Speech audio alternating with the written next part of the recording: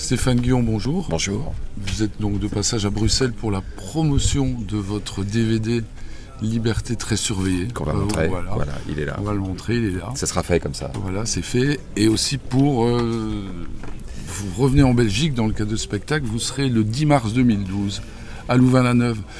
Il y a 400 000 personnes qui ont été vous voir en France. Est-ce que ça vous a réellement surpris? Comment vous attribuez ce succès finalement sur 2 ans 3 ans. Ouais, 3 ans. Ce qui me surprend, c'est qu'il y ait de plus en plus de monde. Ça, oui, parce que normalement, quand on est en fin de tournée, ça diminue. Et là, c'est le phénomène inverse qui se produit. Donc ça me surprend et surtout, ça me fait très très plaisir. Et l'explication, c'est quoi? C'est la crise, c'est les gens ont besoin de rire, ont besoin de faire une pause dans le... C'est un mélange, mais je pense que la situation actuelle, oui, pousse les gens à sortir et à avoir envie de rire, c'est évident. Alors c'est vrai, on se rend compte dans le spectacle, vous êtes connu comme humoriste évidemment, comme polémiste, comme provocateur également, mais le spectacle, c'est aussi un spectacle qui parle de la vie d'un homme, la naissance, etc. Finalement, la tranche politique est plus courte. Alors est-ce qu'il y a des gens qui viennent vous voir pour vous entendre dézinguer, on va dire, les têtes de Turc habituelles et qui ressortent justement séduits? Oui, je pense que une des fonctions d'un artiste, c'est de surprendre et de surprendre son public. Je pense qu'il y a des gens qui me connaissent par le biais de la revue de presse, qui viennent pour ça, et je les emmène et je leur propose autre chose et ils ressortent très contents. Donc ça me plaît parce que souvent le problème de la télévision, moins de la radio, c'est de donner un angle très réducteur de votre travail. Moi, les gens, voilà, Stéphane Guillon dit « Ah, le gars qui a fait le papier sur DSK », et ça s'arrête là. Ou le mec qui s'est viré de France Inter. Le mec qui s'est fait virer de France Inter, et il y a tout le reste. Donc, quand je peux montrer le reste aux gens, ça me fait très plaisir. Ouais.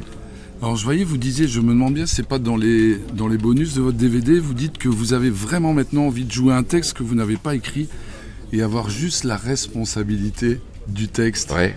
La nuance, elle est où?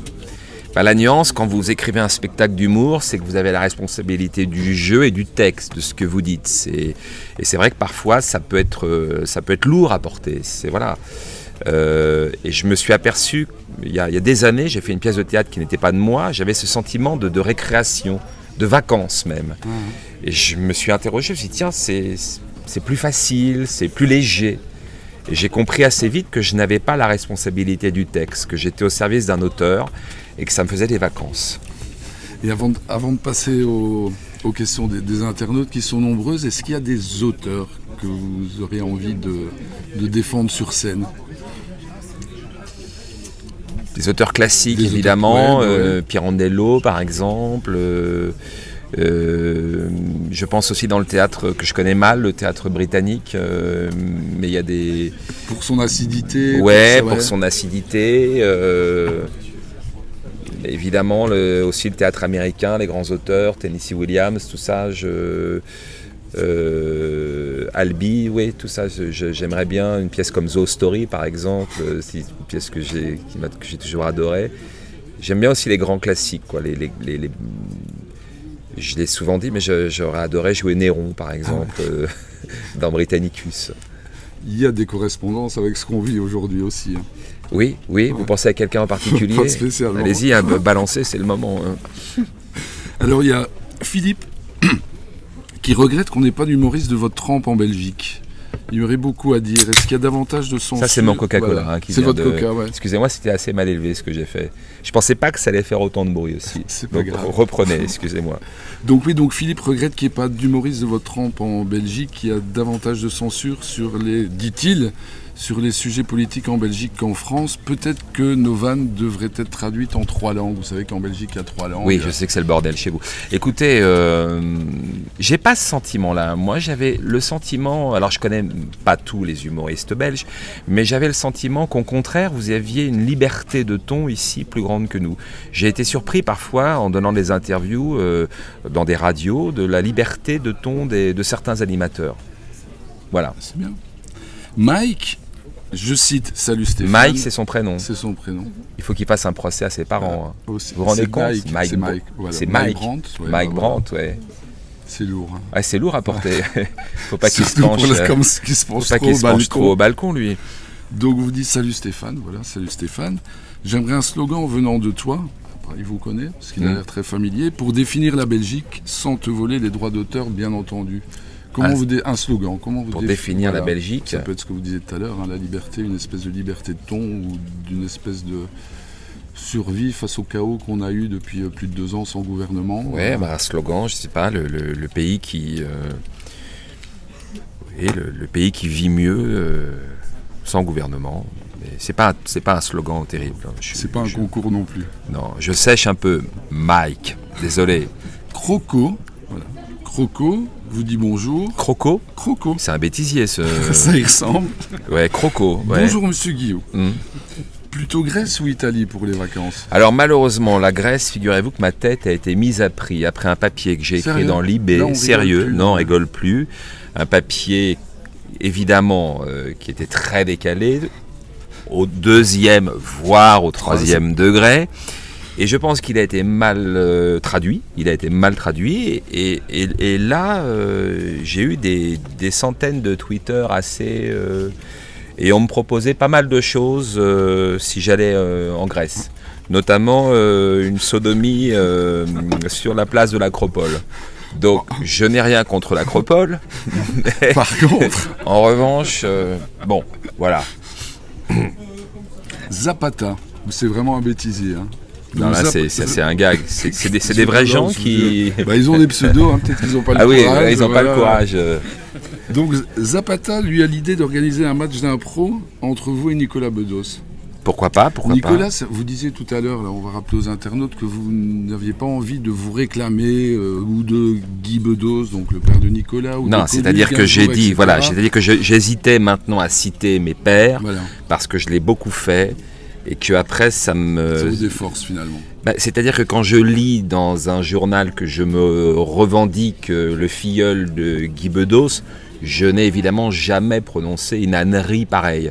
Je me revendique de personne. J'ai beaucoup de respect et d'amitié pour Guy Bedos, mais jamais de la vie je me serais permis une filiation ou quoi que ce soit. Donc, et même chose quand j'ai parlé de Desproges. Tout d'un coup, j'ai lu Guillon se prend pour Desproges. Non, c'est pas parce que vous admirez les gens, que vous aimez les gens, que vous revendiquez quoi que ce soit. Donc maintenant, c'est triste parce que je suis assez bon camarade dans ce métier, figurez-vous. C'est vrai que je cite moins mes pairs. C'est moins d'une... Mais voilà, c'est dommage, c'est comme ça. Et je fais une petite parenthèse avant de revenir à la question de Zapata. Dans le livre de Nicolas Bedos, il dit « Si tu veux un coup de fouet, appelle Guillon. Lui, il fait dans le sadique. Moi, je préfère l'amour vache. » Vous faites dans le sadique, non? Non, mais vous savez, il faut toujours pousser le trait pour provoquer le rire. Et Nicolas Bedos pousse le trait pour provoquer le rire. Voilà, c'est toujours en grossissant le trait qu'on arrive au rire. Et lui, c'est un peu votre petit frère, votre filleul virtuel là aussi, vous voulez vraiment me coller une parenté, c'est incroyable. Et donc, Zapata, hein, ouais. Zapata. Donc, il est très bavard, ce Zapata. Il veut donc un match de Ligue d'impro, vous en pensez à Nicolas Bedos, sur le thème « C'est moi le préféré du public, et toi, tu fais rien qu'à me pomper mes bonnes vannes ». Je ne vois pas pourquoi on veut... Non, Zapata, retourne dans ton cirque. C'était Zapata. Oui, Zapata. Ah, c'est Zapata. Ah, pardon, excusez-moi, oui. Oui, vous avez merci, parce que là, j'allais passer pour un con, voilà, merci. Pour un clown. Guest. Alors, vous demandez, Desproges et Coluche ont toujours dit qu'on pouvait rire de tout, mais pas avec tout le monde. Alors, est-ce que vous partagez cet avis? Et la censure du rire n'est-elle pas la pire punition pour un artiste? C'est très chiant, cette question. Il faut y répondre. Ouais, c'est sympa pour Guest, hein, il a quand même fait l'effort de prendre un peu de temps et puis de savoir un peu ce que vous pensez de sa question. Écoute, il doit être vert derrière son écran, là, le pauvre. Guest. Ou la pauvre. Non, mais Guest, je plaisante. Est-ce qu'on...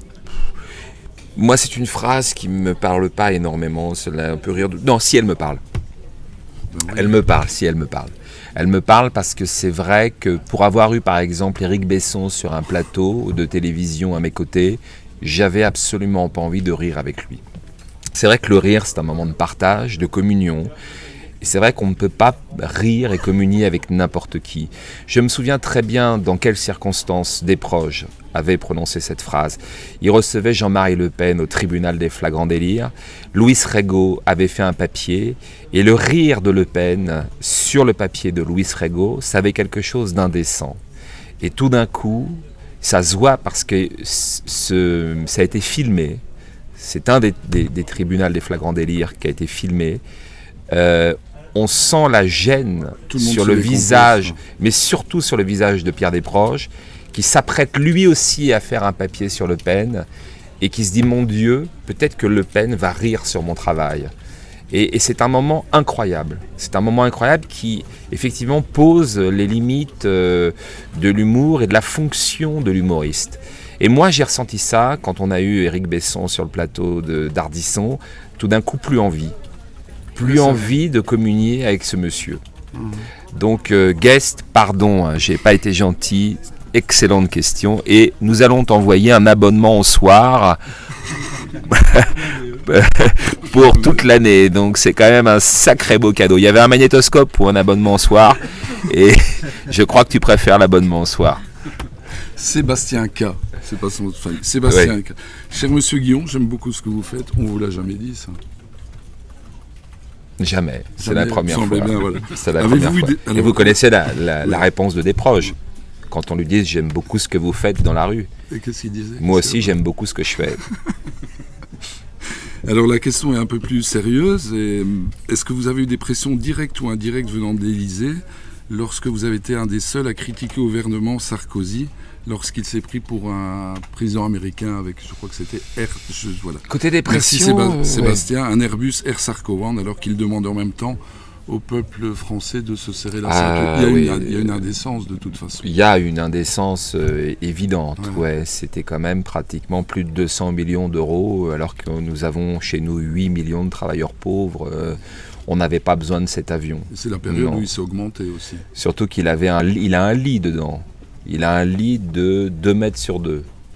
Je dis dans le spectacle que pour niquer Carla, il lui faut un GPS là-dedans pour la retrouver. Voilà. Et donc les pressions... Et qu'un GPS pour niquer Carla, ça sert à rien parce que la zone a déjà été terriblement balisée. Oui, on est dans une sorte de chose un petit peu légère, comme ça. Certaines frivolités en voilà, poétique, et qui leur fait évidemment très plaisir. Donc sur les pressions, il se trouve que mon Nokia, on va citer une marque, on s'en fout, et celui de ma femme se sont déréglés au même moment, de la même façon, sur la même durée.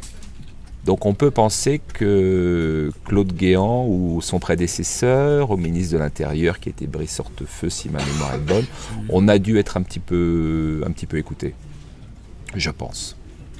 Et au fond de vous, vous êtes quelque part entre guillemets, hein, parce que c'est vrai que c'est désagréable, que les conversations d'ordre privé soient... Est-ce que vous êtes fier finalement de foutre un petit peu le boxon, ou est-ce que c'est quand même finalement votre rôle? Il se caresse, hein, vous savez. Claude Guéant se caresse en vous écoutant. Mais pas en écoutant tout le monde. C'est une déviance, c'est un vieil homme et il a ses petits plaisirs comme ça. Quelle était la question, pardon? Je sais plus. Non, pas du tout. Par respect pour Sébastien K. Oui, Sébastien K. Non, il vous demandait si vous aviez eu des pressions directes ou indirectes. J'ai répondu. Vous avez des questions indirectes. J'ai répondu quand même. Il y a un opérateur téléphonique qui commence par N. Oui. Voilà. Une petite dernière, si vous voulez bien, de la part de FG. Tiens, c'est pas vous, ça? FG, non. Vous avez pas... Moi, c'est SG. Ah oui, pardon. FG. Moi, j'ai confondu Zavata avec Zapata, voilà, et vous merdez sur ça. Ouais. Devant des dizaines de milliers d'internautes. Bravo. Que vous inspirent les notions de respect et d'empathie, et comment les concilier avec l'humour sans dénaturer son message critique? Voilà, il faut que je la relise, celle-là. Déjà, la question en soi est... FG, tu aurais pu faire plus simple. Allez-y, relisez-la parce que je suis trop fatigué. Relisez cette question. Donc bonjour, que vous inspirent les notions de respect et d'empathie? Oui, par rapport à quoi? Et comment les concilier avec l'humour sans dénaturer son message critique? C'est assez simple. Il ne faut pas que l'humour soit insultant, diffamant. Voilà, il faut une certaine finesse et une élégance. Oui, il faut une finesse, une élégance, et toujours essayer de suggérer les choses, que le public les comprenne de lui-même, plutôt que le côté trop frontal. J'aime bien, moi, faire appel à l'intelligence du public, suggérer, ouais. Je crois que là, c'est vachement agréable quand on y arrive. On n'y arrive pas tout le temps. Il nous arrive aussi de dépasser la ligne jaune. Mais je dirais que c'est fatal, c'est inhérent aussi à ce qu'on fait, quoi. On ne peut pas tout le temps mettre dans le mille, on ne peut pas tout le temps être de bon goût. Mais enfin quand même, il y a une tenue générale à avoir qui est l'insulte, la diffamation. J'ai jamais été condamné, j'ai quelques milliers de papiers à mon actif, j'ai jamais été traîné dans un tribunal, donc je pense quand même que je me suis assez bien tenu. Donc ça c'est votre cahier de charge quand vous écrivez, que ce soit un sketch ou un papier. Bah évidemment, attendez, évidemment, ça me paraît, enfin c'est le b.a.-ba là, voilà. Mais on a souvent essayé de nous caricaturer comme des êtres irresponsables. Quand Didier Porte et moi-même on s'est fait virer, on nous a dit ils ont insulté leur patron, ce qui était une connerie sans nom, puisque Didier et moi-même avons proposé qu'on examine nos textes un par un et qu'on nous pointe les dites insultes. Voilà. On s'en est moqué, oui, mais on ne les a pas insultés. Deux petites dernières pour terminer. Vous aviez dit tout à l'heure à la conférence de rédaction que Internet c'était un peu une poubelle. Ça peut l'être, oui. Ça peut l'être. Oui, ça peut l'être. J'ai pas dit qu'Internet était une poubelle. Ça pouvait l'être parce qu'il y a trop d'informations, parce que c'est difficile de trier cette information. Moi, ce qui m'ennuie surtout, c'est certains sites d'infos qui font du sensationnel pour le sensationnel et qui vont, par exemple, une chose qu'on a faite beaucoup avec moi, qu'on a faite avec d'autres, de prendre une phrase et de l'extraire de son contexte. Et ça, c'est terrible. On l'a faite par exemple pour Martine Aubry, Petit pot à tabac, en disant que je l'avais dit moi en mon nom propre, en utilisant le « je », alors que c'est un sketch qui dénonçait au contraire la violence du Parti Socialiste au moment où on a élu la première secrétaire, la violence qu'il y avait, les attaques très dures qu'il y avait contre Martine Aubry, notamment un article de l'Express qui disait, ou du Point, qui disait que Bertrand Delanoë l'avait traité de salope. Ce truc-là m'avait heurté. J'avais écrit un papier pour dénoncer ça. Je prenais la voix de Laurent Fabius en disant « Attention les gars, il y a le petit pot à tabac qui arrive » et c'est devenu... Stéphane Guillon traite Martine Aubry de petit pot à tabac. Et ça, par exemple, là, je m'en explique aujourd'hui, mais vous allez voir que dans 10 jours, dans 15 jours, dans un mois, il y a un journaliste qui va me reposer cette question. Et je pense, à un moment donné, que ça devient, je ne dis pas ça du tout pour vous, parce qu'en plus, vous ne me l'avez pas posé, mais que ça devient de la malhonnêteté, des gens qui refusent d'écouter parfois les explications des humoristes, en l'occurrence moi, et qui sans arrêt veulent nous remettre dans ce truc... très caricatural finalement. J'ai été trop long dans ce... Non, pas du tout. J'ai été clair ou pas? Vous avez été clair. Vous n'avez pas décroché? Non, j'ai pas décroché. D'accord. Parce qu'à un moment donné, je me suis embarqué dans une réponse, je me suis dit, il faut quand même que tu... C'était presque Loukinesque, vous voyez. C'est tout d'un coup, voilà. Non, mais c'est vrai. Alors, une toute petite dernière, sous la suggestion de notre camarade du web, c'est un des sujets qui a le plus de succès sur notre site aujourd'hui. C'est suite à une étude américaine sur l'orgasme féminin qui illumine le cerveau. L'orgasme féminin. Voilà, donc mon camarade voulait savoir ce que vous pensiez de cette étude américaine qui doit... Eh bien, si on mettait toutes les maîtresses de DSK, on pourrait, comme en Belgique, éclairer nos autoroutes.